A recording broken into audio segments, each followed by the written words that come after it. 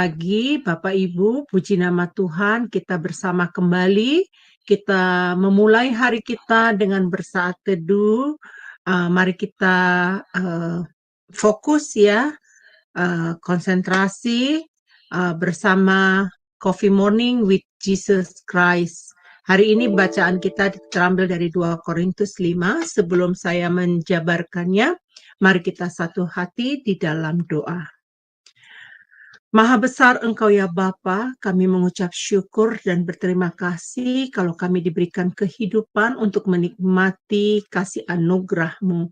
Ini tiba saatnya kami akan merenungkan firman-Mu dan biarlah Engkau yang memimpin kami. Engkau memberikan roh-Mu yang kudus agar hikmat-Mu membukakan dan menyingkapkan satu pemahaman baru bagi kami ya Bapa. Dan kami bisa mengambil komitmen Tuhan untuk melangkah bersama Engkau. Kami membutuhkan Engkau melebihi dari segalanya Bapa. Ini kami ya Bapa, terima kami dan urapi kami satu persatu, baik yang ada di Zoom maupun yang ada di live streaming bersama-sama kami saat ini. Terima kasih Bapa, di dalam nama Tuhan Yesus kami mengucap syukur. Haleluya. Amin. Ya, baik teman-temanku yang semua yang dikasihi Tuhan dan saudara-saudara yang terkasih ya, Bapak Ibu ya. Minggu lalu saya sudah menjelaskan alasan Paulus menulis surat di 1 Korintus. Waktu itu saat Paulus dalam perjalanannya misinya itu ke Efesus ya. Nah, kenapa Paulus masih ingat kan ya? Karena Paulus itu mendapatkan surat ya dari jemaat Korintus. Nah, ini sambungannya teman-teman. Ternyata surat pertama Paulus itu di kota Korintus itu belum juga membaik keadaan jemaat di Korintus. Nah, ternyata selama perjalanan di Korintus itu, ya maksudnya perjalanan Paulus waktu dulu itu, ya Paulus akhirnya tidak hanya meninggalkan kota Korintus pada waktu itu, tetapi dia harus menyurati kembali karena konflik-konflik yang terjadi. Saya sudah jabarkan itu minggu lalu ya. Nah, tentunya perjalanan tidak menyenangkan bagi Paulus maupun jemaat yang kalau kita bisa baca di dalam 2 Korintus 2 ayat 1 dan 2 yang kita baca beberapa hari yang lalu. Orang di Korintus ini membuat ulah. Istilah di kita itu ya, Paulus yang apa yang dialami saat ini seperti kudeta, ya. Dia mengalami kudeta. Ternyata ada jemaat yang menyerang pribadi Paulus dan mempengaruhi jemaat Korintus untuk menolak Paulus. Karena alasan inilah Paulus terdorong menyurati jemaat Korintus yang kedua kali, dan saat itu Paulus sedang berada di kota Makedonia. Nah, walaupun surat yang ditulis oleh Paulus ya waktu yang pertama itu, akhirnya Paulus ini berada di kota Makedonia yang sedang melayani jemaat di sana, ya. Akhirnya dia harus menyurati yang kedua kalinya dengan panjang lebar. Nah, kalau kita perhatikan nanti ayat-ayatnya itu pasalnya itu ada 13 pasal ya. Nah, Paulus harus ke kota Korintus yang ketiga kalinya. Dari mana kita tahu? Nanti kalau kita baca di dalam surat 2 Korintus 13 nanti ya yang terakhir itu. Di situ dikatakan adalah untuk ketiga kalinya aku datang kepada kamu. Jadi Paulus akhirnya datang mengunjungi jemaat di sana. Nah, baru dengan keterangan 2 atau 3 orang saksi suatu perkara sah. Jadi memang harus ada rapat lah, ada meeting tertentu untuk menyelesaikan masalah yang ada di Korintus itu. Nah, saudara-saudaraku, kitab 2 Korintus ini terdiri kan 13 pasal. Dan ada 3 bagian utama surat Paulus. Nah, mari simak penjelasan ini. Bagian ke-1 itu adanya di pasal 1 sampai 7. Itu ucapan syukur Paulus kepada Allah akan karunia dan penghiburan Tuhan di tengah penderitaan untuk pemberitaan Injil. Nah, Paulus memuji jemaat Korintus karena mendisiplinkan orang yang membuat yang dosa itu, orang yang berbuat dosa itu, ya, supaya mereka itu dinasihatkan atau didorong untuk memiliki integritasnya. Nah, Paulus ini menekankan agar kita terhindar dari semua pencemaran jasmani dan rohani, serta menjaga kekudusan dalam takut akan Allah. Kita bisa baca itu nanti di 2 hari lagi di dalam 2 Korintus 7 ayat 1. Ayatnya ada di sana, teman-teman. Nanti teman-teman bisa periksa sendiri juga ya. Nah, ayat ini mengajarkan agar kita memiliki integritas, yaitu sifat pelayanan Tuhan yang benar. Paulus menekankan pentingnya pemisahan diri dari keinginan dunia agar kehidupan jasmani dan rohani kita tidak tercemar. Itulah bagian pertama isi surat Paulus di pasal 1 sampai yang ke-7 ini, teman-teman. Nah, bagian kedua di pasal 8 dan 9.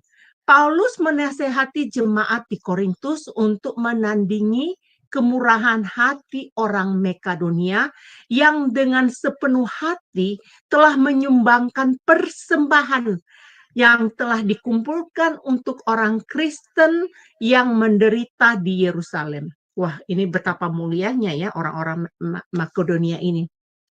Nah, maunya Paulus kita meneladani apa yang jemaat Makedonia lakukan. Secara pribadi saya sangat termotivasi tentang jemaat Makedonia ini. Di tengah-tengah kita di sini ada seorang bapak yang sangat generous ya. Itu kita tahu di sini siapa dia, yaitu Pak Kemiri. Waktu saya baca tentang Makedonia ini, saya bilang, wah ini Pak Kemiri nih. Nah, tentunya suatu penghiburan bagi Paulus yang sedang berada di kota Makedonia menyaksikan cara hidup jemaat ini. Di sisi lain, Paulus sedang bergumul akan kehidupan jemaat di Korintus yang belum terselesaikan. Nah, di bagian yang ketiga, ini pasal 10 sampai pasal 13. Nah, semenjak Paulus terpanggil sebagai rasul dan mengabdikan diri sebagai hamba Allah, Paulus menguraikan tentang panggilannya, tentang kualifikasinya sebagai seorang rasul yang benar. Tentunya ini harapan Paulus agar jemaat Korintus dapat peka dan dapat membedakan antara rasul-rasul yang palsu yang ada di antara mereka. Jadi Paulus menekankan agar mereka lebih peka, lebih sensitif ya. Nah, agar mereka dapat luput dari ajakan kehendak daging. Nah, Paulus mengakhiri kitab 2 Korintus dengan ucapan berkat. Di sana kita mendengarkan tentang pengajaran maksudnya tentang berkat Trinitas. Nah, teman-teman kan tahu nih, di sana-sini ini kan kita mendengarkan tentang pengajaran Jesus only atau oneness. Nah, di surat Paulus terakhir di pasal 13 itu menarik saya ini poin ini saya katakan supaya saudara tahu ya, jadi keseluruhan dari kitab 2 Korintus itu ya. Nah, di pasal 13 ayat 14 itu dalam perjanjian baru Paulus mengucapkan berkat dengan menyebutkan Trinitas. Bisa dibaca di dalam 2 Korintus 13 ayat 14. Karunia kasih karunia Tuhan Yesus ya.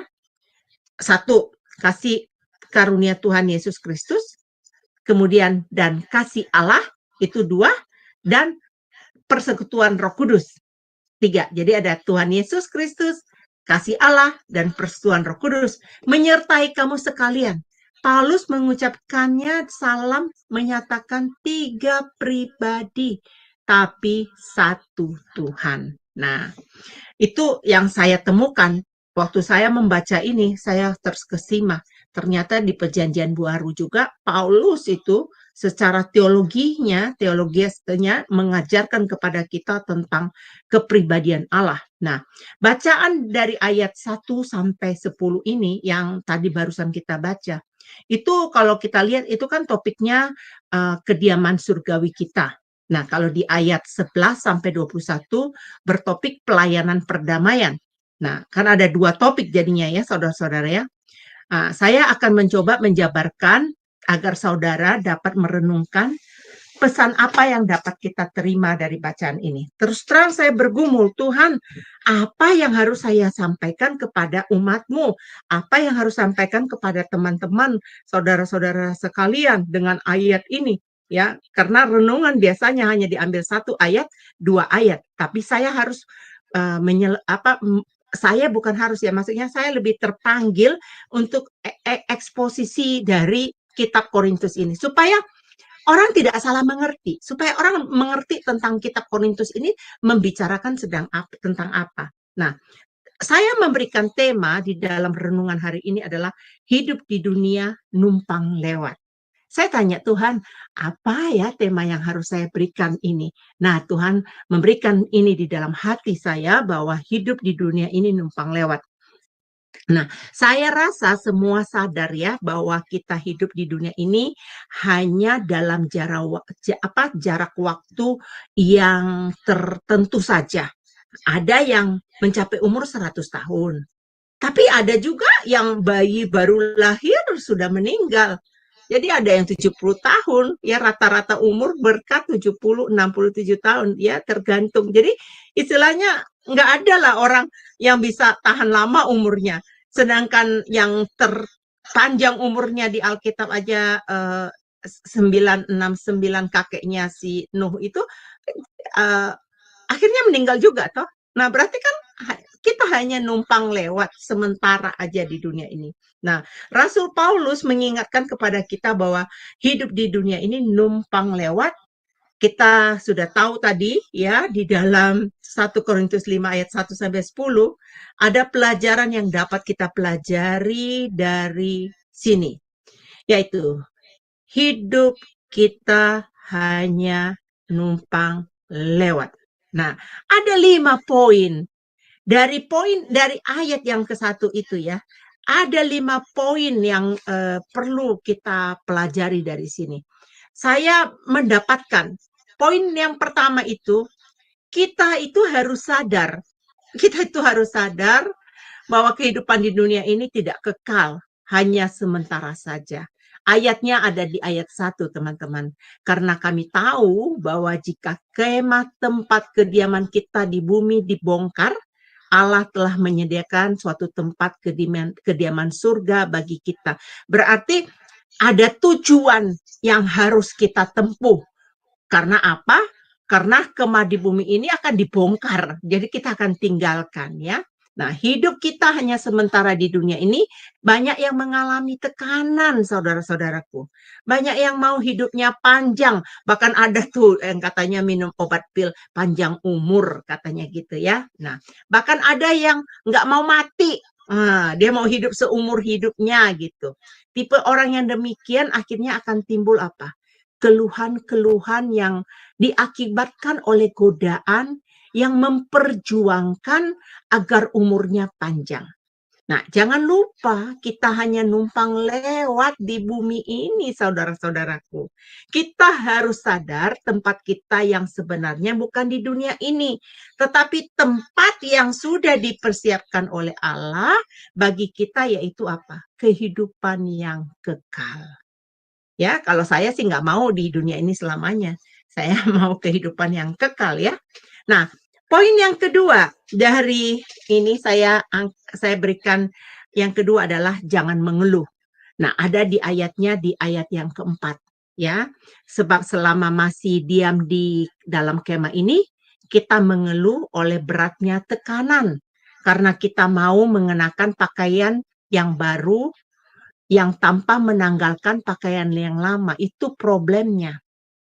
Kita mau comfort ya dengan yang lama. Jadi kalau yang ada yang sedikit pembaruan, kita harus meninggalkan kehidupan lama kita. Nah, kita itu, wah nggak enak ya. Terus terjadilah keluhan-keluhan itu. Padahal hidup yang di dunia ini kan sementara, fana. Ya, itu kita harus pikirkan itu saudara-saudaraku. Karena kita melupakan bahwa hidup kita ini hanya sementara di dunia ini, akhirnya timbullah keluhan-keluhan. Orang resah saat kehilangan uang, kehilangan pekerjaan, mengeluh jika gajinya tidak naik, bahkan mengeluh jika beban pelayanannya banyak. Apalagi banyak teman-teman mengeluh jika tidak disapa saat bertemu di komunitas. Ya, dari keluhan ini akan timbul kemarahan persis seperti kondisi yang dialami di jemaat Korintus. Jangan kita menjadi umat yang kerjaannya mengeluh saja. Ya, mari kita menjadi dewasa. Karena yang suka mengeluh itu level imannya masih level apa, saudara-saudaraku? Masih level anak-anak yang suka ngambek. Tuh, anak-anak tuh suka ngambek ya. Nah, yang poin ketiga, kita tuh harus tabah. Ayat 6, kalau kita baca, bacaan ini hari ini, maka oleh karena itu hati kami senantiasa tabah. Meskipun kami tabah bahwa selama kami mendiami tubuh ini, kami masih jauh dari Tuhan. Firman Tuhan mengingatkan kepada kita hari ini untuk menjalani kehidupan ini dengan tabah. Arti tabah di sini kuat, berani menghadapi bahwa hidup di dunia ini hanya sementara, agar kita tidak hidup berkeluh kesah, tidak mengerang, tidak iri hati, tidak dendam, tidak sedih, tabah menjalani kehidupan, tabah menghadapi pembentukan, tabah dalam proses, bahkan tabah menghadapi sesama jemaat. Nah, dengan demikian, kalau kita baca ayat 8, kita bisa yakin berkata saya tabah dan lebih suka menetap pada Tuhan. Menetapkan pada Tuhan artinya di sini menuruti seluruh kehendak Tuhan. Berarti ada penundukan diri. Nah, yang keempat, terus berusaha. Kalau kita baca di ayat 9 ya.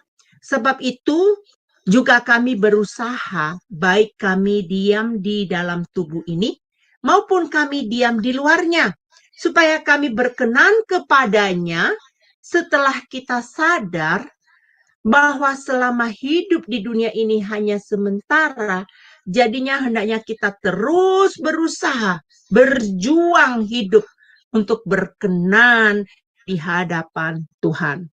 Nah, poin yang kelima, pengadilan orang percaya. Nah, ada di ayat 10, teman-teman. Ya, pengadilan Kristus ini ada di ayat 10, sebab kita semua harus menghadap tata pengadilan Kristus. Supaya setiap orang memperoleh apa yang patut diterimanya. Sesuai dengan yang dilakukan dalam hidupnya ini, baik itu yang baik maupun yang jahat, semua orang yang beriman akan menghadap tata Kristus. Nah, tidak bisa kita lari dari penghakiman. Nah, pertanyaannya, hakimnya siapa? Hakimnya adalah Kristus. Kalau kita bisa membaca di Yohanes 5 ayat 22, saya kasih referensinya ya. Ayat 2 Timotius 4 ayat 8.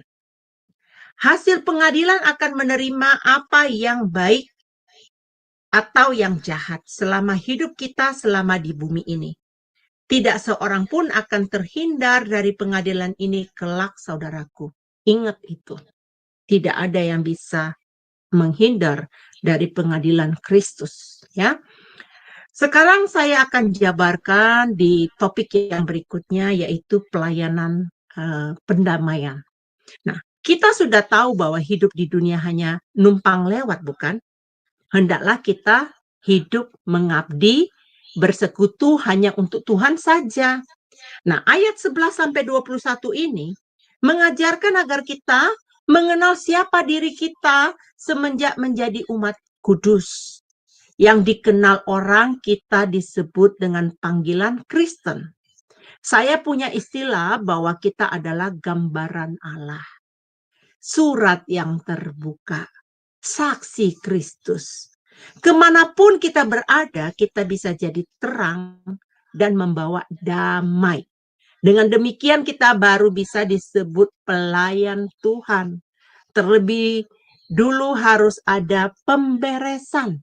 Bahkan harus ada pemberesan terhadap dirinya sendiri dulu, baru orang tersebut bisa melayani pelayanan yang membawa damai. Jadi, layanilah dirimu sendiri dulu, baru kamu bisa melayani orang lain dan kamu bisa membawa damai ke dunia ini. Ya, realitanya banyak manusia terjebak dan terpenjara oleh berbagai hal duniawi. Zaman ini manusia semakin berfokus dirinya sendiri, sibuk dengan hal-hal duniawi, mengenai kuasa, mengenai tahta, mengenai kekayaan, terus berambisi dan bahkan bernafsu. Ya, nah, mari saudara kita sadar bahwa hidup ini adalah anugerah Tuhan. Izinkan Tuhan memimpin kita menjalani kehidupan ini dengan kekuatan dan pengaturan dari Tuhan saja. Surrender, penyerahan diri. Nah, kenyataannya banyak sekali manusia mau hidupnya bebas, tidak mau diatur. Minggu lalu saya sudah mengajarkan mengenai bahwa semenjak kita ikut Tuhan, kita seperti orang yang dipenjara. Masih ingat? Bisa didengar ulang ya dari apa yang saya paparkan minggu lalu. Nah, semenjak kita ditebus dengan pengorbanan darah Kristus, bayaran yang sangat mahal, bahkan tidak ternilai mahalnya secara materi. Kita diperdamaikan dengan Allah karena ada yang menebus kita dengan membayar harga yang mahal. Oleh darah Kristus di kayu salib. Tahu nggak saudara, kenapa nilai darah yang tercurah di kayu salib itu sangat mahal harganya? Karena Tuhan Yesus memberikan nyawanya. Dalam darah ada nyawa, saudara-saudaraku. Dan tapi bukan darah yang sembarangan ya. Umpamanya darah saya untuk menebus siapa gitu, nggak bisa. Harus darah yang orang yang tidak berdosa. Baik, di ayat 19. Berkata sebab Allah mendamaikan dunia dengan dirinya. Dan Kristus telah mati untuk semua orang. Supaya mereka yang hidup tidak lagi hidup untuk dirinya sendiri. Tetapi untuk Dia yang telah mati dan telah dibangkitkan oleh ya untuk siapa yang telah dibangkitkan untuk menebus kita. Bagi siapa? Bagi orang yang beriman. Tentunya orang yang tidak beriman tidak berlaku hukum ini, tidak berlaku kasih karunia ini. Kalau kita baca di dalam Yohanes 3 ayat 16 ini ya, bagi setiap orang yang percaya kepadanya, itu yang akan menerima karunia ini. Nah, Tuhan Allah telah mendamaikan dirinya dengan manusia melalui Yesus Kristus dengan tidak memperhitungkan pelanggaran dan dosa manusia. Anugerah yang terbesar saat kita diperdamaikan dengan Allah karena pendamaian sejati dari Yesus Kristus yang mati memberi nyawanya untuk menebus dosa manusia. Apa yang dapat kita lakukan? Membalas kebaikan Tuhan. Ini kita harus pikirkan, saudara-saudaraku. Serius kita harus pikirkan ini. Bahkan kita harus kerjakan, bukan hanya dipikirkan, tapi kita harus kerjakan. Sudahkah kita bisa seperti Paulus? Dulu kita mungkin sama seperti Paulus, saudara-saudaraku. Adakah kita sudah sadar? Apakah kita sudah komit hidup untuk memuliakan Tuhan? Mau melayani Tuhan? Pikirkan ini dan sangat penting karena hidup kita hanya numpang lewat di dunia ini. Jangan sampai menyesal di kemudian hari karena kita tidak memikirkan hal penting ini. Jangan hilangkan kesempatan. Nah, kalau saudara memperhatikan ayat yang ke-17, ya, ada 4 poin. Siapa yang akan yang ada di dalam Kristus? Dikatakan di situ apa? Dia adalah ciptaan baru. Ia akan memegahkan karena kemuliaan Allah. Mampu menguasai diri dan mengakui adanya kuasa dari kasih Kristus. Nah, poin dari 4 dari ayat 17 ini, tentunya saya nggak akan bisa menjabarkan ini semua, tapi saya pilih salah satu dari sini, yaitu ciptaan baru. Ya, saya ajak untuk memahami sudut pandang Paulus, hidup sebagai ciptaan yang baru adalah hidup yang diselamatkan itu seperti kehidupan yang baru, yang lama telah berlalu dan yang baru sudah datang. Seperti inilah yang semestinya saudara-saudaraku yang harus kita percayakan, ya. Kita harus percaya kepada Tuhan, ya. Kita telah menjadi apa? Ciptaan yang baru. Hidup kita berubah. Tidak ingin hidup di dalam kedagingan lagi, ya. Yang memaksa kita melakukan berbagai hal yang tidak disukai oleh Tuhan itu siapa? Keinginan siapa? Bukan keinginan Tuhan. Makanya kita perlu menyangkal diri, pikul salib, ikut Tuhan. Itu persyaratannya. Ya, semenjak kita menjadi ciptaan yang baru, kita harus mau berdamai dengan Allah saja. Sehingga segenap hidup pelayanan kita harus berpusat kepada Kristus dan kita menjalankan dengan penuh ketaatan. Mari kita menghayati kasih Tuhan di dalam hidup kita dan menjalani hidup dengan senantiasa bertanya mengenai kehendaknya terhadap hidup kita. Nah, kalau kita sopan ya teman-teman, saudara-saudara, ingat nggak 2 minggu yang lalu saya mengajarkan mengenai etika? Tentunya kita tidak sembarangan melakukan kehidupan kita. Kita harus bertanya dulu kepada Tuhan. Ini boleh nggak Tuhan? Boleh nggak? Sesuai dengan accordingmu, ini sesuai dengan kehendak surgawi apa enggak? Nah, barulah kita bisa sungguh-sungguh mempersembahkan hidup kita untuk melayani Tuhan. Nah, dulu Paulus sangat membenci umat Kristen. Kita tahu kan, semua pasti tahu umat yang sudah tahu sejarahnya Paulus ini. Ya, tapi akhirnya dia bisa menjadi rasul setelah mengenal siapa? Setelah dia bertemu dengan Yesus. Dia menjadi orang yang beriman kepada Yesus. Timbullah komitmennya melayani Tuhan. Paulus menemukan tujuan hidupnya. Itulah sebabnya Paulus berkata, kita harus diciptakan baru. Nah, menurut saya Paulus ini hebat loh teman-teman. Itu menurut saya. Aku nggak tahu kalau teman-teman ya. Kalau menurut saya ini Paulus ini hebat sekali, luar biasa. Tidak ada perubahan konsep cara pandang dari Paulus. Ya, kalau kita baca di ayat 18-20, saya simati, saya berkali-kali saya katakan sama saudara saya Murni, aduh gue nggak sangka ayat ini berat sekali untuk buat saya, saya pikir gampang sekali untuk menguraikan ini. Ternyata berat teman-teman. Dan oleh pertolongan Roh Kudus ya, saya dibantu untuk bisa menjabarkan ini kepada saudara-saudara. Di ayat 18 dan 20, pandangan Paulus pendamaian merupakan satu karya penebusan Kristus. Syaratnya hanya dapat terjadi apabila ada pemulihan hanya melalui apa? Melalui persekutuan dengan Allah. Kenapa hanya melalui pemulihan dan persekutuan dengan Allah? Ada beberapa poin. Poin yang ke-1, karena pemberontakan mendatangkan murka dan hukuman Allah. Karena dosa kita perlu dipulihkan dengan Allah. Nah, kedua, hanya ada satu jalan cara kita dipulihkan. Melalui kematian Kristus, itu adalah memulihkan status kita menjadi anak Allah. Ketiga, pendamaian ini berlaku untuk semua orang yang beriman. Tadi saya sudah katakan hanya untuk orang yang beriman. Yang percaya bahwa Yesus satu-satunya jalan kehidupan, baru bisa diperdamaikan. Yang percaya firman menjadi manusia, Tuhan yang inkarnasi, Yesus mati untuk menebus kita dari kematian kekal.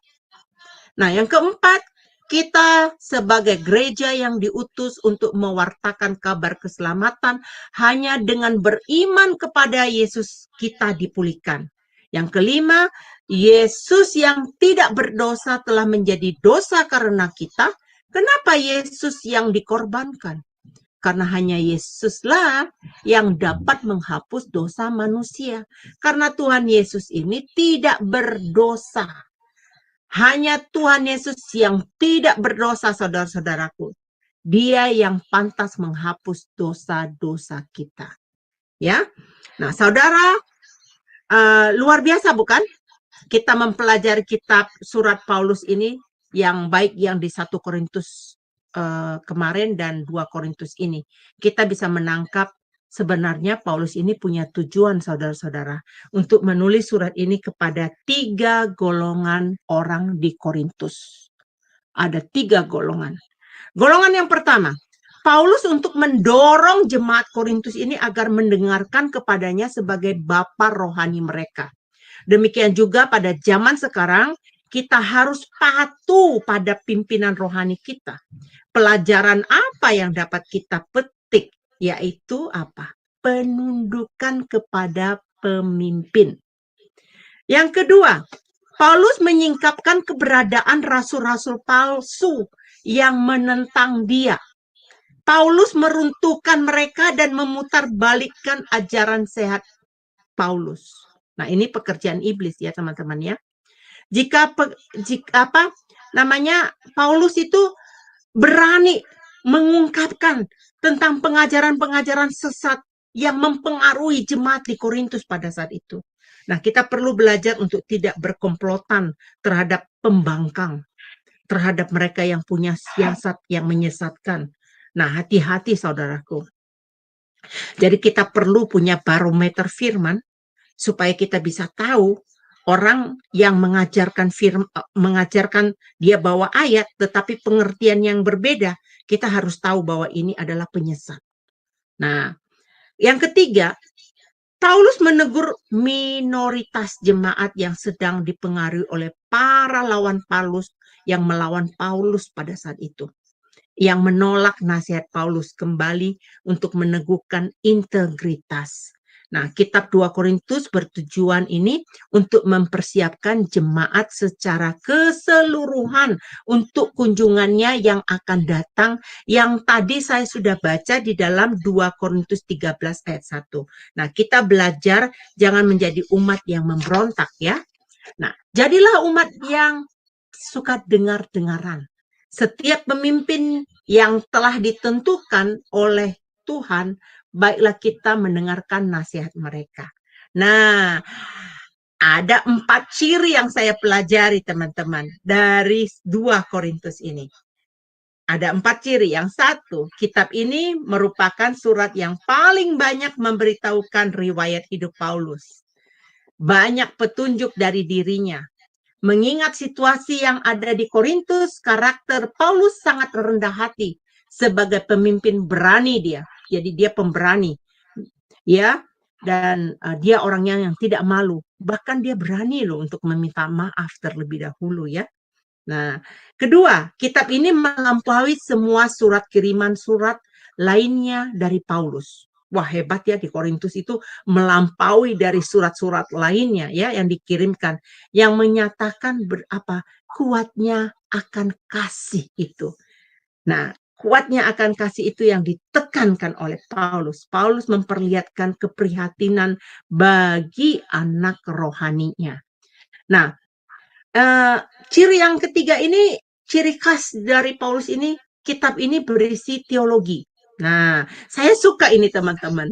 Saya suka ini, benar-benar. Yang ketiga ini saya paling suka.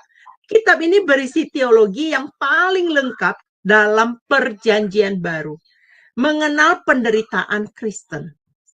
mengenai hal memberi secara Kristiani tadi yang ada di pasal 8 dan 9 yang di kitab Makedonia itu ya, yang maksudnya di jemaat Makedonia itu tadi. Nah, itu sebenarnya panjang sekali ini kalau ini, tapi saya terbatas waktunya ya. Nah, istilah-istilah ciri yang lagi nih yang keempat adalah istilah-istilah yang ditulis oleh adalah kunci. Nah, apa maksudnya ini? Seperti kelemahan, tentang duka cita, tentang air mata, tentang bahaya, tentang kesukaran, tentang penderitaan, penghiburan, kemegahan, kebenaran, pelayanan, dan kemuliaan. Menggarisbawahi sifat unik dari surat ini. Wah, ini ayat ini benar-benar luar biasa ya. Hanya